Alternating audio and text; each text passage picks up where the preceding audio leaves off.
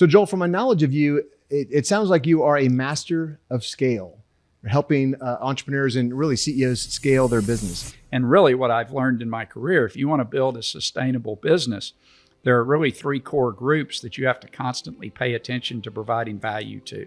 And that's employees as a group, shareholders as a group, and customers as a group.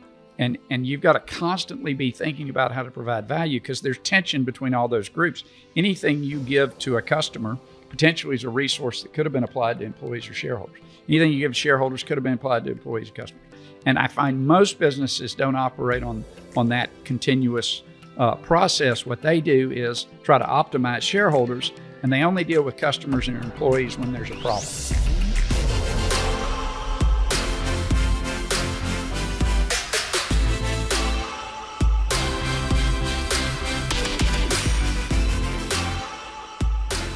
Welcome to Unlocking Moves. We want to cover those key pivotal moments and decision points that really change the lives of successful entrepreneurs and leaders.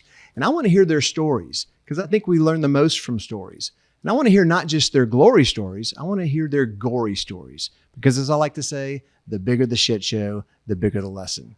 My guest today is Joel Trammell, and we're going to get into his story and talk a lot about leadership. But before we get going, Joel, you might know by now, but I like to hit my guests up with an off-the-wall question, maybe make a comment to throw them off their game. You ready for this? Sure, let's go. All right, so there's a lot of different ways I could have gone with this. I was going to talk about your tennis prowess because you're a world-class tennis player. And now in the last, I'm going to say 5 or 8 years, that might not be true, you're a kick-ass pickleball player. But that's not the direction I wanted to go. I wanted to go take you back to 2006 when you won a World Series of Poker CEO poker tournament. And that's got to be pretty cool to talk about. So tell me a little bit about your poker prowess as well. Yeah, so when I first moved to Austin about 33 years ago, the National Tennis Open Team Championships was in Las Vegas every year. And I'd read a book called Beat the Dealer by Thorpe back when I was in high school. And it talked about how to beat blackjack. And so I'd read that book, and so I studied blackjack before we went out and started playing blackjack. And playing blackjack and counting cards is kind of boring. And so I looked over, and there was a poker table there, and people were playing poker. And so I said I played some poker in high school and college and decided to try that and became really infatuated with the game. And of course, this was way before poker was cool and people thought you degenerate gambler, you. And then I got a job for a little while where I was going out to California every week or two and spending time out there. And card rooms were legal in California. And so in San Jose there, right in Silicon Valley, there was a big poker room which had a bunch of the technology people who were all making a lot of money, and so they were willing to gamble, and so I would go out there and work 8 to 4 and then go play poker every day. And so that's how I really developed my love for poker. And then of course the movie Rounders came out and poker became a popular thing on TV and everything, but this was really before that. And so yeah, they had a CEO poker tournament and I happened to win it. What you don't know about Joel, but you will, is he is a competitor. Very competitive spirit, as you can tell, just from his prowess at all those sports and poker. So as you can tell, my guest today is Joel Trammell. He is a 2-time founder and exiter of a 9-figure business. He's also the author of CEO Tightrope, which I have here today. And also most recently, he just published a new book called Chief Executive Operating System, which is a must read for any entrepreneur who's looking to scale their business.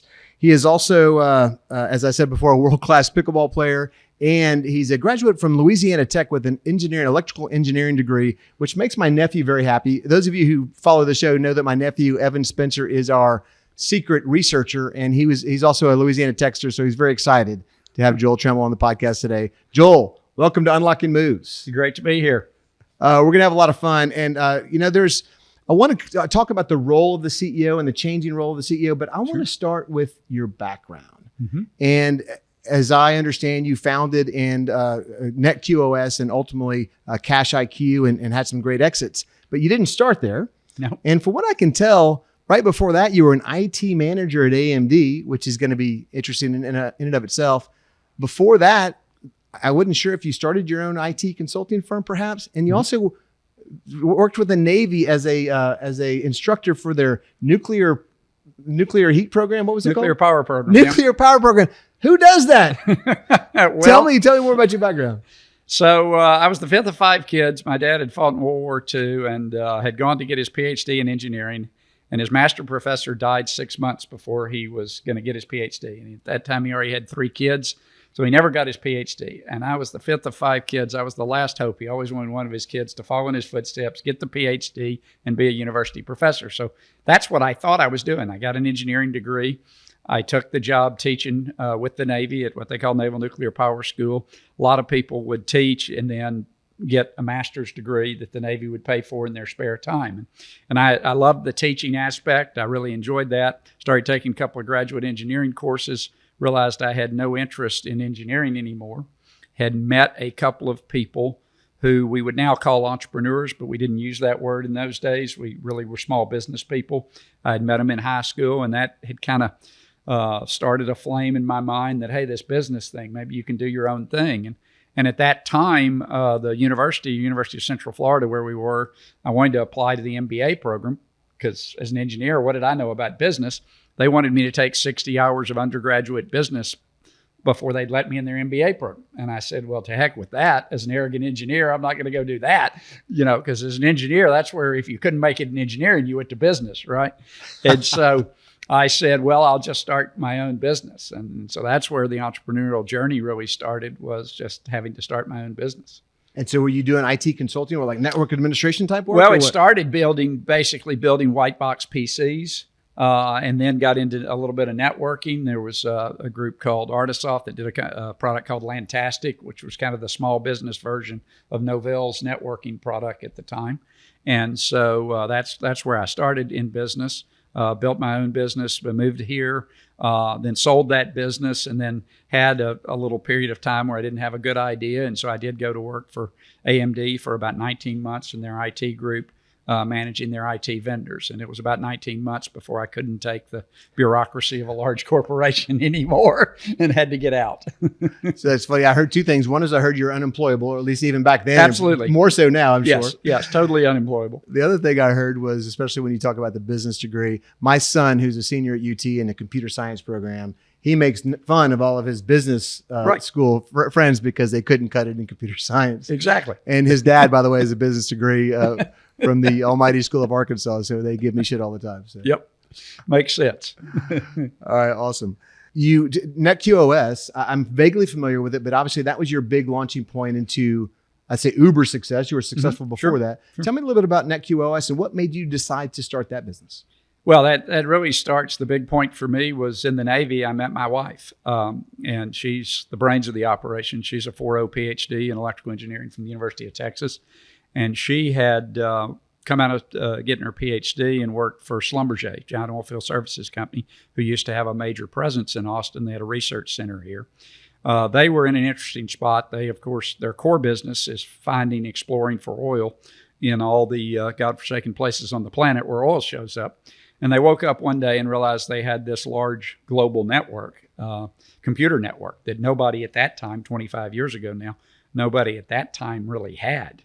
And so they were looking for a PhD to come in and study it and understand how to manage that network, particularly from a performance perspective. And so for 4 or 5 years, my wife had the keys to the kingdom of Schlumberger's global network. And that gave her a set of experiences with her PhD knowledge that really nobody else in the world had. And she was really the leading expert on network performance anywhere in the world. And so that NetQoS business was basically based on her work because Schlumberger decided to close down their Austin office. We didn't want to leave Austin. And so she was stuck starting a business with me. I love it. A lot of entrepreneurs start when the opportunity presents itself in the form of their company going out of business or leaving or something like that. So it sounds like you guys are no different. Exactly. And I was going to ask if Schlumberger was your first client. It sounds like they absolutely. Oh, yeah, they were. Okay, let's go. They were. Tell me more. If you're just joining us on Unlocking Moves, today's episode is brought to you as usual by Hire Better, the strategic talent partner for growth-minded entrepreneurs everywhere. Yeah. So when they decided they were leaving Austin, I told her basically quit because I knew as a big company, they'd hire you back as a consultant at twice the price. And they were willing to do that. The problem was she was one of these workaholics, perfectionists. And so they only had 20 hours budgeted and she'd work 80 hours a week for them. And I would get frustrated because she'd come in Saturday night after I'd gone to sleep and be gone Sunday morning before I got up, And I said, hey, I can go out and find you maybe 3 more clients, and then you can make enough money, but they're paying you for 20 hours and you're working 80. This doesn't work. And so, that was a little bit of strife in the marriage. And so she basically said, well, if you're so smart and know this business thing, if you can raise money, we can do the business. And so I was able to raise $11 million in June of 2000, which was fortuitous timing. Wow. Because in March of 2000, the bubble had burst in the NASDAQ, of course, but we didn't know it. Everybody thought, oh, this is just a pause and we'll be back on the rocket ship later. Of course, we weren't. And then, of course, 9/11 ended up happening the year later, and that really stuck a fork in any sort of fundraising. But we got in kind of right under the gun there in just enough time and raised enough money to get us down the road a little bit. Wow, very fortuitous. And as I like to say, that luck happens to people who are prepared and ready for the opportunity. So, and you seize the opportunity. So I want to come back to just a second there about your first client being Schlumberger. Schlumberger, yeah. And French. and that is many new entrepreneurs, they have a side hustle perhaps, or this opportunity presents itself with their former company. We really encourage you to seize that opportunity. Look for them to be your first client. Oftentimes, if you have a good rapport, good relationship with them, then they can be your first client and set you on your way. And that's exactly, it sounds like, what the Trammells did. Sure, absolutely. All right, I love it. Thank you. So, Joel, from my knowledge of you, it sounds like you are a master of scale, helping entrepreneurs and really CEOs scale their business. In our previous discussions, you've spoken about how many entrepreneurs carry with them a simplistic founder's mental model of the business. Can you tell me a little bit more about what that means? Yeah, so one of the big ahas for me was going to nuclear power school, and the Navy did a great job of recruiting. Generally, it was a 3.5 GPA or better in engineering from a major school. So everybody there was smart, some of them much smarter than I was. And coming out of school as an engineer, I thought you put a bunch of smart people together and everything works well. And I was kind of shocked at the poor quality of management in the organization, how the organization just didn't run well. It wasn't focused on continuous improvement. It had a lot of barriers in place, didn't want to change anything. We were still writing on chalkboards in those days. There was no technology used whatsoever really in the operation. And so that kind of launched me on really what my quest has been is how do you run an organization well at scale? And most founders, I find, have kind of a similar mindset. They're all about knowledge. They're really smart. They have some product that they've built, designed, and they think it's all about being smart. Well, that's one part of the business. And yes, you got to build a great product, but there are a lot of other parts of the business.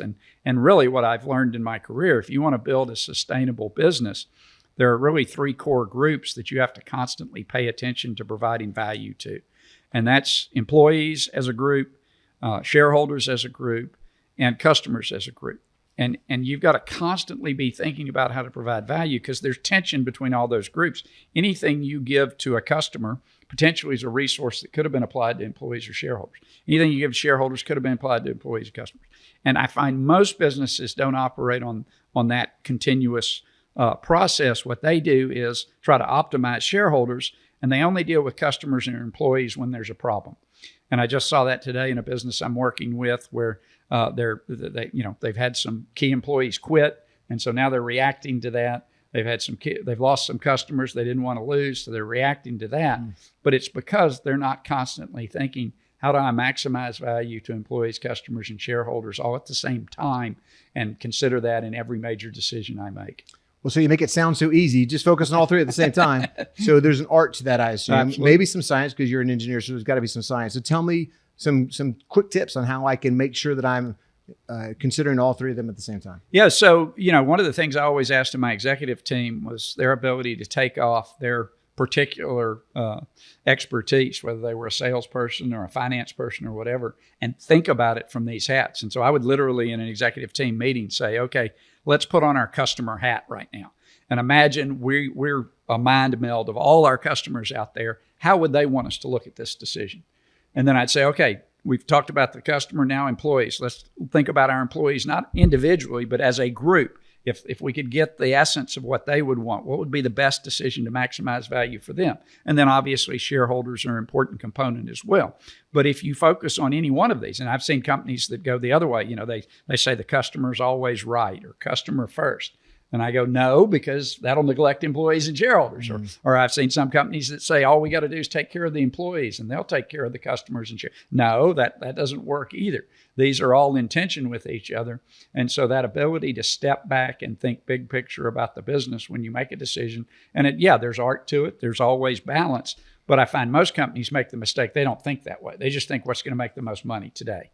And that or what's going to make the customer most happy. And they don't understand there's this balance necessary. I love that approach. Are you familiar with the conscious capitalism stakeholder map? Sure. Absolutely. So it includes those three things, and vendors and partnerships, includes a community, and I'm sure I'm missing something else as well. But it's all about the entire ecosystem. Yeah, I love it. Thank you. So we talked earlier about your passion for sports, also your passion for gambling, or at least with the poker tournament. It's not gambling, it's poker. And we know that there's a lot of things that you can drive from sports, whether it's team sports or individual sports, poker, and business. So tell me a little bit about how you see those things align. What did you learn from your athletic career that you could apply to business? Yeah, absolutely. I think both the poker and tennis were critically important to my success in business. Tennis is an individual sport. I never had coaching on the court in any match I ever played. And so you've got to figure it out for yourself. And if things aren't going well, your ability to maintain your composure, figure out what's wrong, problem solve, not get too high, not get too low, learn all those things about your own personality, where your natural trigger points are. All those things are wonderful training for a CEO, particularly, I think. So I think CEOs that have had exposure to the individual sports, it could be tennis, it could be wrestling, could be swimming. Those tend to have a advantage in the CEO position because they're used to dealing with their own mental state and they don't have anybody else to help them in that endeavor. And then poker, of course, is all about decision making. But it's just good decision making when you don't have all the information available. And that's similar to business, as opposed to a game like chess, where everyone can see the whole board and know everything that's available. And there is a right move. In poker, it's all about probabilities and thinking about what your opponent's thinking. And that thought process, Bayesian thinking, is hugely valuable in the business role, and especially as CEO as well. Man, that is so deep. I hadn't really thought about that. You don't have all the information, just like a CEO. So that really speaks to me. And the other one about the individual sports, I see what you're saying as far as having the need to do it on your own and persevere and figure it out on your own. I've played mostly team sports my entire life. So I view team sports as a great attribute for working within a team, but I hadn't really thought about what you're describing. So thank you for giving me some more information. Great. Yeah. Anything else to add? So to tell me, you also played team sports younger in your life. Oh, sure.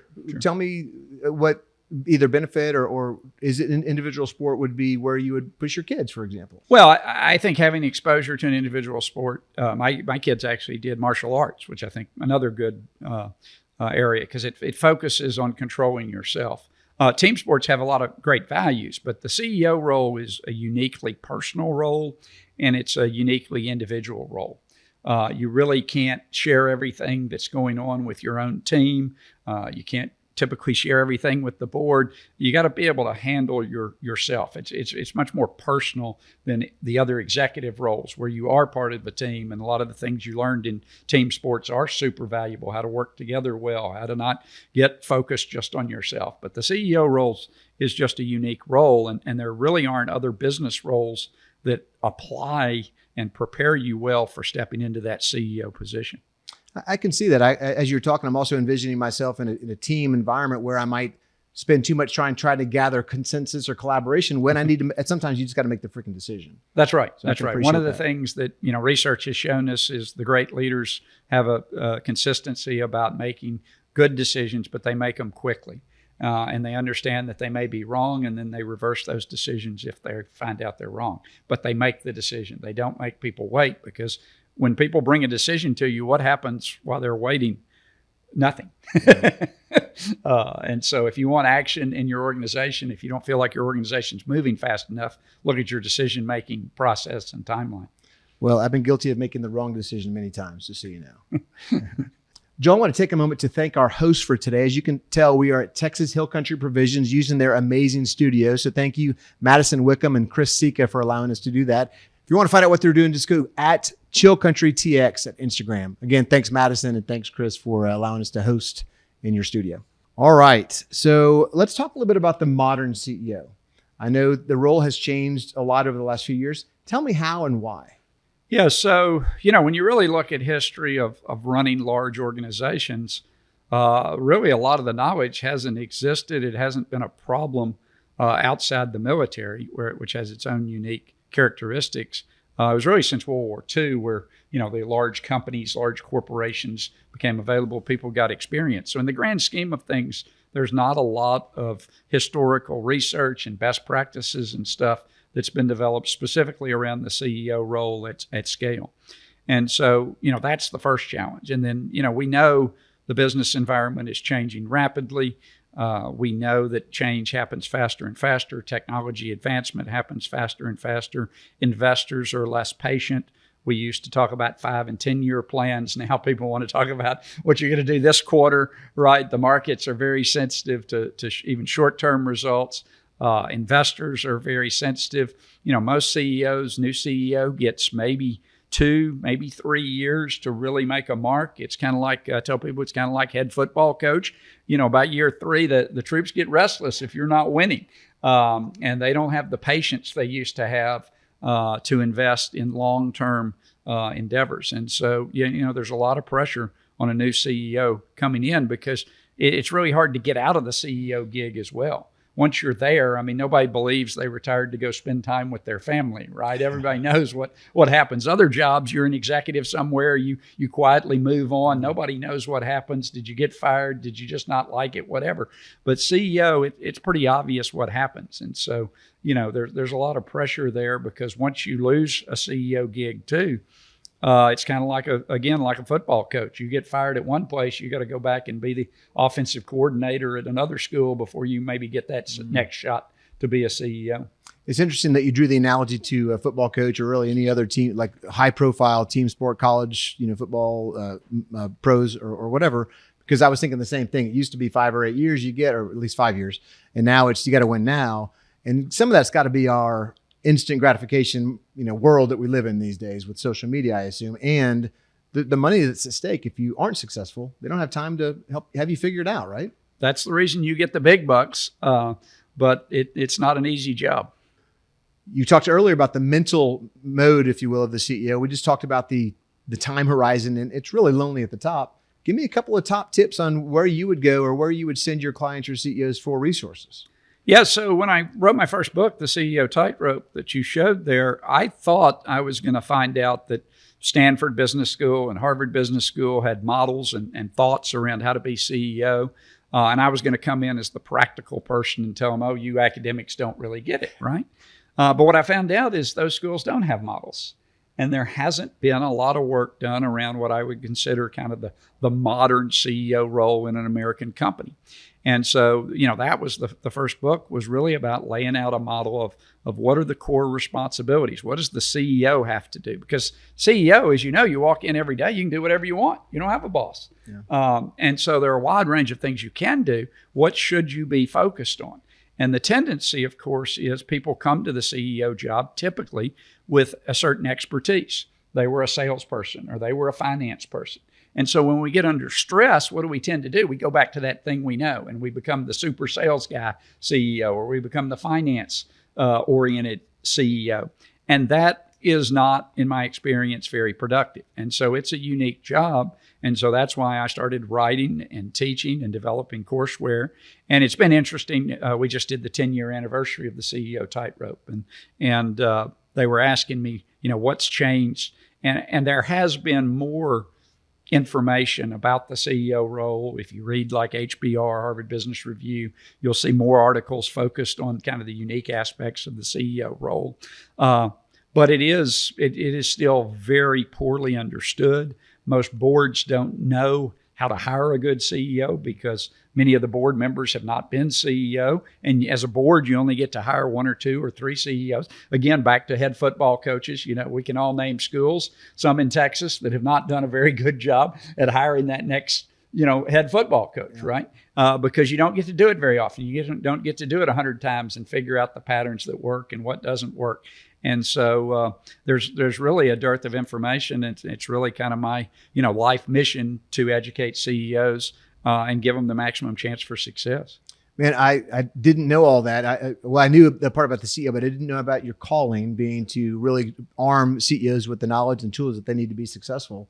I love that. Appreciate that. Yeah, that's what I enjoy doing. There's nothing better than getting a class of 10 or 12 CEOs and talking about the issues that they run into and how to think about the job differently. And you can be a great CEO and still fail. I mean, there are plenty of things that can happen in a business that make you, not successful. But I don't want to see the business fail because of the CEO. Yeah.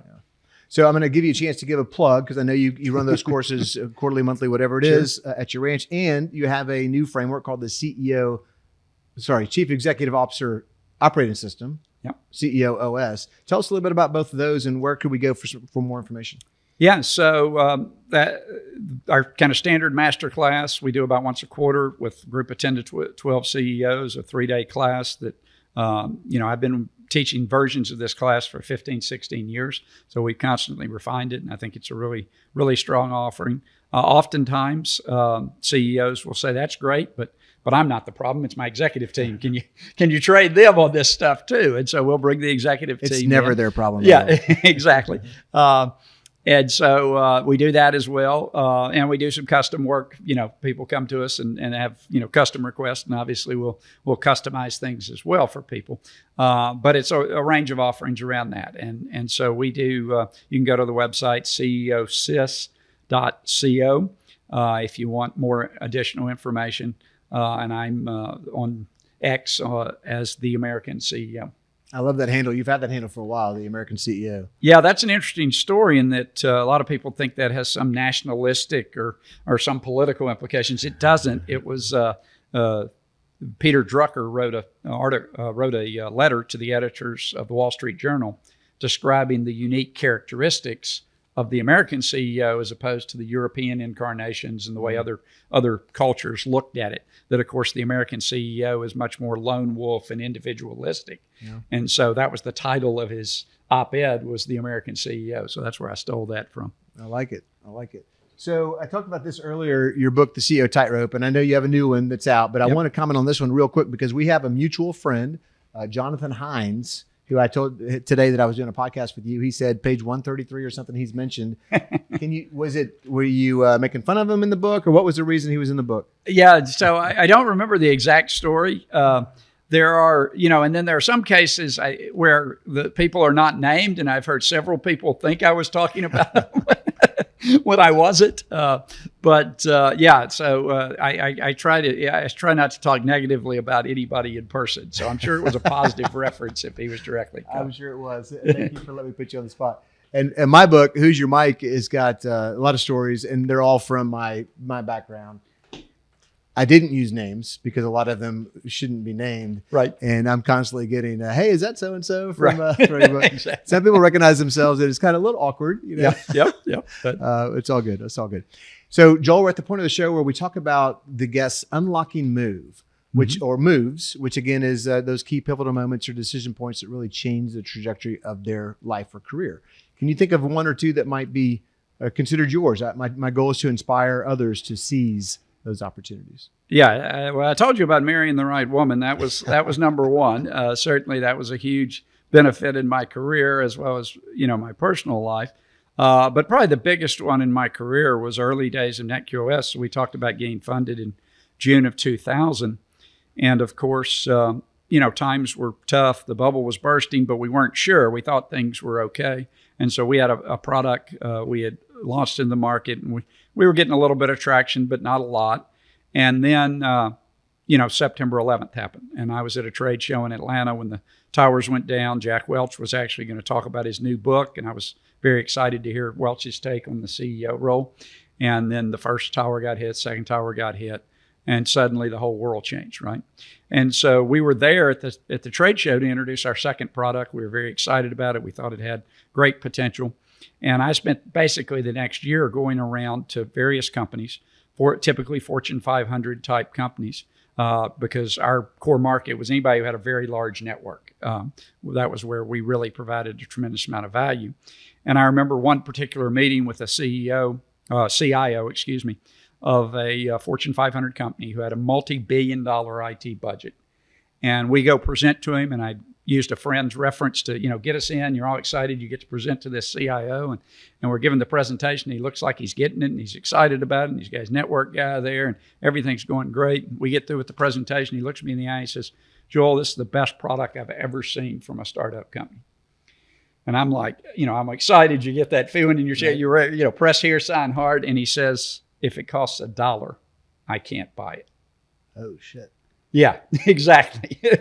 Multi-billion-dollar budget, and he had no discretionary authority to spend money because of 9/11. And so, I'm shaking my head. I think we're doing the right things. I think I've got the right team. I think I've built the right product. And I walk into a board meeting September 2002, and the first item on the agenda is, hey, guys, we got $3 million in the bank. If it was my money, I'd take it and go home, because I can't tell you when this is going to get better, and I don't know what to do. I mean, I think I got the right team. I think I got the right product. I'm just telling you, if it was my money, I'd take it and go home. And famously, the VC firm head guy sitting across the table from me looked at me and said, I've got a checkbook. If you need more money, let us know. Wow. And I went, going on to item 2 on the agenda. I mean, we had prepared the executive team. Hey, this is the presentation. And, we may just shut the books and walk out and start shutting down the business after this meeting. That was really my expectation going into the meeting. Wow. And he said that, and I quickly recovered and went to item 2 on the agenda. And that launched 31 consecutive quarters of double-digit year-over-year growth. Well, I guess, first of all, I'm glad you had an item 2 on the agenda, just in case.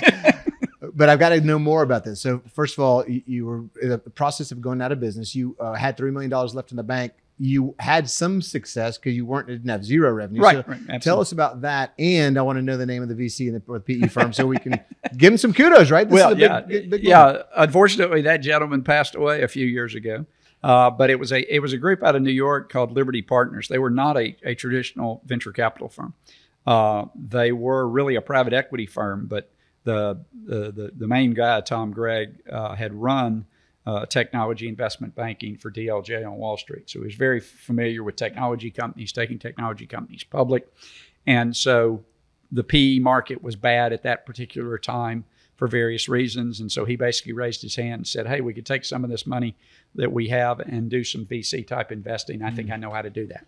And so he did that. And so it was a little different. They were our sole investor. If you'd had 3 VCs at the table, probably wouldn't have survived, but we had one that could write the check. And so that was a big piece of it, was we chose the right partner. I tell entrepreneurs all the time, they're all worried about valuation and how much money they're getting and everything. And, that only matters if you're successful. And if you're successful and you left 10% of millions on the table, you'll be okay. But what you really need to worry about is if you're not successful, are they going to be there to support you like Tom was for us? Because, that you'd have never heard of me. I'd have gone back, got a job as an engineer, and the rest of my life would have been totally different if he hadn't supported us in that moment. Isn't that so important? People who believe in others. He believed in you, it wasn't just your company. He believed in you. Sure. And what you were doing, and perhaps your wife as well. She was in the boardroom as well. Absolutely. But believed in you guys and made it be known and put his money behind him. And so my plea is for all of you investors or people who've been there before, your mentors, coaches out there, let the people you're working with know that you believe in them, because it means so much, both financially perhaps, but also just in their confidence and in their head. Well, and the other thing it did, and we continued a business relationship even after I sold the business. At that point, he has utter faith that I'm going to tell him the truth. Because if I'm willing to walk into a board meeting and walk out shutting down the company, he knows he's getting the straight scoop. And that for an investor is really important as well, right? You're not going to get the call on Friday afternoon, hey, we can't make payroll next week. Well, why didn't you, I thought everything was great. Oh no, whatever, right? And so that's been a principle of mine ever since is, you've got to tell the investors the honest truth as you see it, and you don't get to, cheerlead and tell everybody everything's great. Man, that's so powerful. Telling the news as soon as you find out versus holding it to yourself. So Joel, I'd like to play listener's advocate. If I've got Joel Trammell here one-on-one, what would I want Kurt to ask? What kind of question would I ask? And I had a couple that I was going to go to. I was going to ask you what drives you, because clearly you have a competitive spirit. I was going to ask you, what the hell? Tell me about the story about the U.S. Naval nuclear power program. You went to teach. I don't understand how that happened. But what I decided to ask you is, tell me what's next for you. Tell me what is the next phase. What would you want listeners to know about Joel Trammell?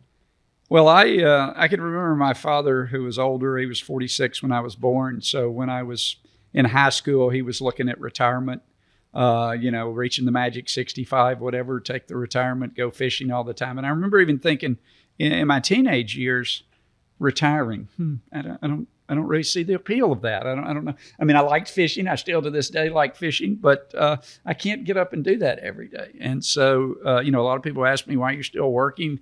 Monetarily, I'm fine. I don't need to work to make money, but I need to work to have a purpose. And I feel like I've learned a lot of things that could be valuable. And I guess when people really push on kind of what is the big motivating factor, I've just seen so many companies that failed for no other reason than poor leadership. And, it's hard. I mean, most companies fail, right? 95% of the companies never, are these big home runs.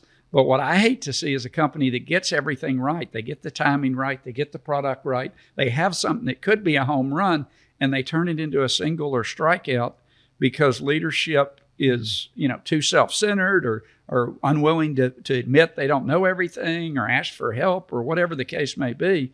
But that just, drives me crazy, because it's not just the CEO that loses in that situation. It's so many employees who had a chance to have a huge success, make a financial difference in their lives, and that all evaporates because one leader wasn't willing to go out and get the right help. Wow. I appreciate you saying that. You made me think of the current state of the VC industry, where you get VC invests in 10 different companies, and one or two are going to make it, and you put a boatload of money and not a lot of real guidance towards them. And you have 8 people fail, and they don't really care because they have 1 or 2 exits and they win. So anyway, that made me think of that. And the challenges for entrepreneurs are very many. Absolutely.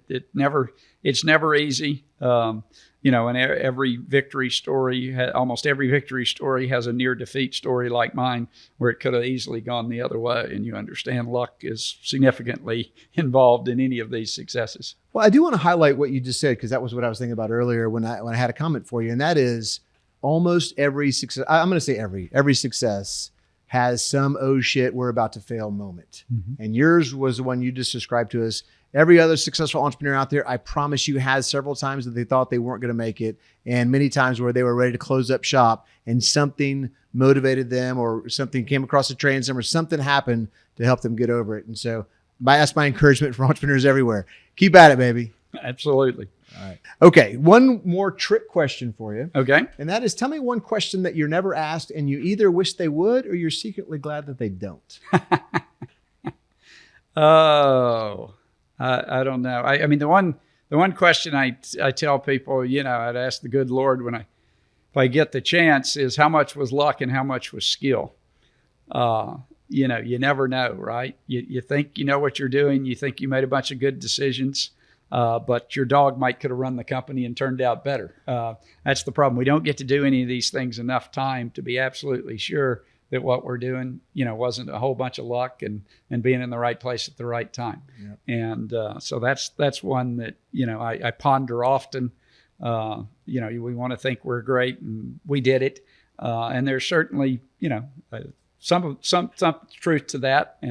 And somebody like Elon Musk, it's highly unlikely that somebody could get that lucky multiple times in a row. So there must be something they're doing that's right. But there is a huge amount of luck. And Musk even tells the story of they were one rocket launch away from shutting down SpaceX. And now they're the most successful space program ever. So I got to ask, what's the answer to that question? for you? I don't know. I want to know the answer. I think I want to know the answer. I'm not sure I want to know the answer.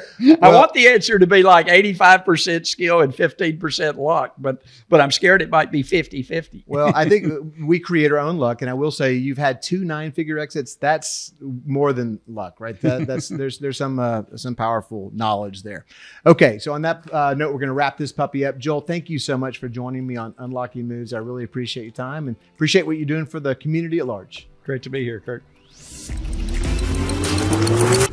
Oh shit! I was going to ask about the Steelers jersey. I still got to ask you in the text that I sent you, the photo pops up and it's you in a Pittsburgh Steelers jersey. Yep. And I assume that that's because Terry Bradshaw, which is a Louisiana Tech's probably most famous alum outside of maybe Yes. Karl Malone, Yep. played for the Steelers. That's right. So I'm, 4 or 5 years old, and Terry Bradshaw gets drafted number 1 in the NFL draft, number 1 overall, not just number 1 pick by the Steelers, but he was number 1 overall pick, which was really amazing because Louisiana Tech was at that time, a small college program, not even a major college program. And so that was a big event. I had a brother who was at Louisiana Tech at the time and was even in the same fraternity with Bradshaw. And of course, Ruston's a small town, so you would see Bradshaw. I remember one day, even after he had been drafted and played for the Steelers for a few years, my dad came and grabbed us one day and said, "Hey, Terry Bradshaw and Burt Jones are throwing footballs at the field. Come watch," And Burt Jones played for the the Baltimore Colts. Baltimore Colts, yeah, all pro for the Baltimore Colts. He was from Ruston. Terry had just gone to Louisiana Tech, but so that makes you a lifelong Steelers fan. And of course, we caught it, at the perfect time because the Steelers were, dominant through the 70s and through my childhood. And of course, the other team I grew up in North Louisiana, and so you had 2 TV stations. You could either watch the New Orleans Saints or you could watch the Dallas Cowboys. And most of my family, other than my mother, wanted to watch the Dallas Cowboys. And so, I grew up hating the Dallas Cowboys and liking the Pittsburgh Steelers. So I was a little bit odd because of that. Hey, we share that trait because I love the Minnesota Vikings. They were good around the same time, and I picked them up because my mom was from North Dakota, but they were also the rivals, at least in the NFC, of the Cowboys, and all my family were Cowboy fans. So, hey, we have a shared hatred for quote the Joneses, right? Awesome, man. Well, I appreciate that. Great. If you're an entrepreneur and you think you might have outgrown a member of your team, or maybe you've got a mic, as we talked about in Who's Your Mic, check out this quiz at who'syourmic.com/quiz. That's who'syourmic.com/quiz.